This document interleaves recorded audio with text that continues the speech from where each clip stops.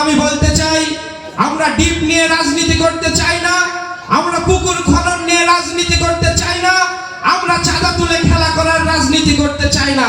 আমরা স্কুল কলেজের প্রিন্সিপাল পরিবর্তন করার জন্য 10 লক্ষ টাকার চুক্তি করে রাজনীতি করতে চাই না। আমরা খানকাতে লক্ষ লক্ষ টাকা খেয়ে রাজনীতি করতে চাই না। রাজনীতি করতে চাই বাংলাদেশের মানুষের অধিকারের জন্য। আমরা রাজনীতি করতে চাই বাংলাদেশের মানুষের কৃষকের মুখে 2 মুঠো খাবার তুলে দেওয়ার জন্য।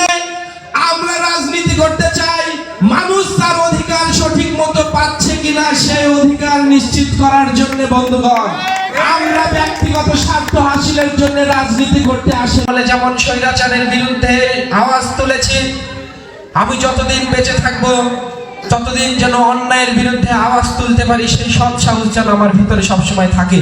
এই জন্য আমার জন্য দোয়া করবেন। আমি বলেছিলাম আওয়ামী লীগের আমলে দাঁড়িয়ে ওই মহানগরে বলেছিলাম, যে দেশের মাটিতে যদি ভোট চোর কথা বলতে পারে, এদেশের মাটিতে যদি স্বৈরাচার কথা বলতে পারে, এদেশের মাটিতে যদি ফ্যাসিবাদ কথা বলতে পারে, আমি সাদমান সাকিব এদেশের মাটিতে গণমানুষের পক্ষে কথা বলতে পারি, এদেশের মানুষের অধিকারের জন্য কথা বলতে পারি। যতদিন বাঁচবো মানুষের অধিকারের জন্য কথা বলে যাবো ইনশাআল্লাহ। আজও বলছি, যদি সে আমার দলেরও হয়, যদি সে অন্যায়কারী হয়, তার বিরুদ্ধে আওয়াজ তুলবো। শুধু আওয়াজ তুলবো না, তার বিরুদ্ধে যুদ্ধও করবো ইনশাআল্লাহ।